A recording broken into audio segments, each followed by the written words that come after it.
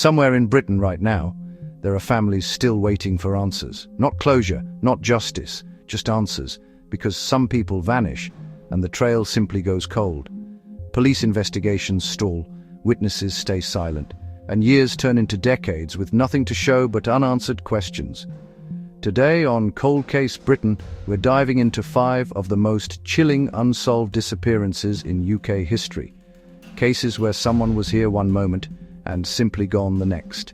Some of these names you'll know, others have been almost completely forgotten, but every single one of them deserves to be remembered. This is Cold Case Britain. Let's begin. It's the 28th of July 1986, London. Suzy Lamplugh was 25 years old, a bubbly, ambitious estate agent working for Sturgis in Fulham. By all accounts, she was confident, capable, and careful.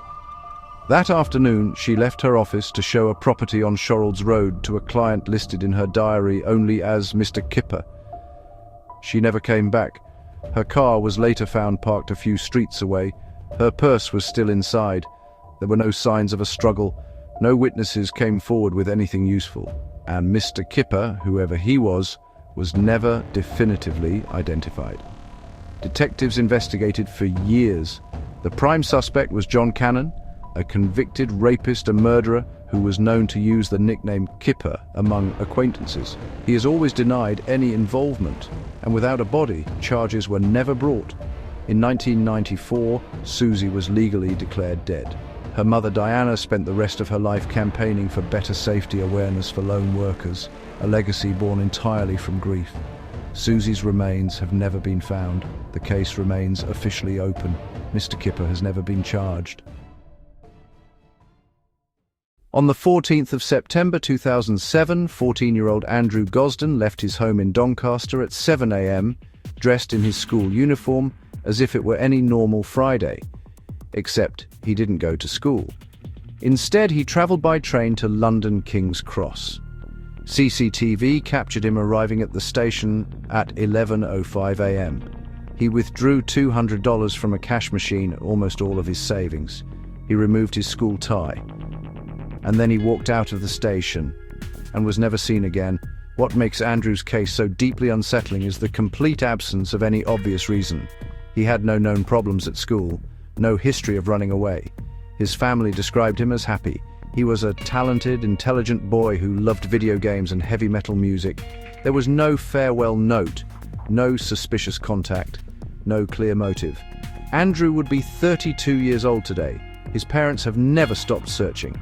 The case has featured on Crime Watch, international missing persons databases, and countless appeals. Nobody has ever come forward with a credible sighting after King's Cross. Where did Andrew Gosden go? Nobody knows.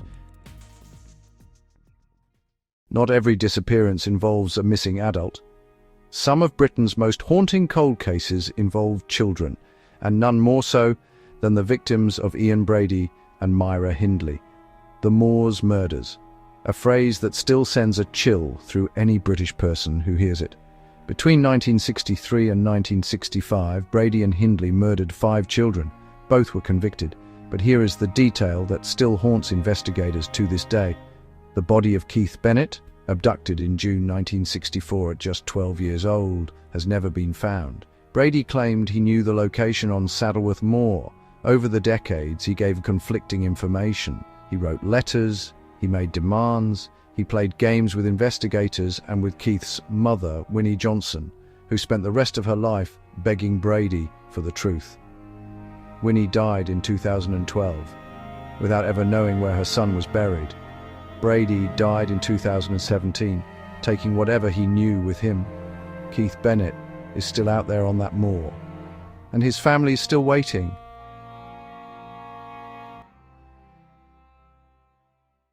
Claudia Lawrence was 35 years old and worked as a chef at the University of York. She was described by everyone who knew her as warm, sociable, and full of life. On the morning of 18th March 2009, she simply didn't turn up for her early shift. Her colleagues assumed she was ill, but when friends couldn't reach her, they grew worried. Police were called. Her house showed no signs of a break-in. Nothing appeared disturbed. Her phone, her keys, her belongings, all still there. but Claudia was gone. The last confirmed sighting of Claudia was at 2:05 p.m. the previous day. Caught on CCTV near her home, North Yorkshire Police launched one of the largest investigations in the force's history. Multiple men were arrested and questioned over the years. Nobody has ever been charged. In 2021, 12 years after her disappearance, police made a fresh appeal, naming several men they wanted to speak to. Claudia's father, Peter Lawrence, spent years as the public face of the search for his daughter. He died in 2020 without ever knowing what happened to her. The case remains open. No body has ever been found. Our final case is perhaps the most culturally significant disappearance in British history. Richard James Edwards, known as Richie, was the rhythm guitarist and lyricist for the Manic Street Preachers. Brilliant, troubled, and one of the most original voices in British music. On the 1st of February 1995, the day he and bandmate James Dean Bradfield were due to fly to America for a promotional tour, Richie vanished from his room at the Embassy Hotel in London. 2 weeks later, his car was found abandoned near the Severn Bridge, a location with a devastating association. The battery was flat. The interior showed signs he had been sleeping in it. There were empty bottles. No body was ever recovered from the river or surrounding area. Richie had a well-documented history of mental health struggles, self-harm, and anorexia. Some believe he took his own life. Others, including some close to him, have never fully accepted that conclusion. There have been reported sightings from Fuerteventura to India over the years, though none were ever verified. In 2008, he was legally declared dead. His disappearance left a wound in British music that has never healed. His words, written into Manic Street Preachers songs, outlived his presence. And the mystery of what truly happened on that cold February night has never been solved. 5 people, 5 families, 5 sets of unanswered questions that have stretched across years and decades. Suzy Lamplugh, who walked into an appointment and never walked back out. Andrew Gosden, who stepped off a train and vanished into a city. Keith Bennett, who is still somewhere on a cold, windswept moor. Claudia Lawrence, who never made it to work one March morning. And Richie Edwards, whose genius and pain left behind more questions than answers.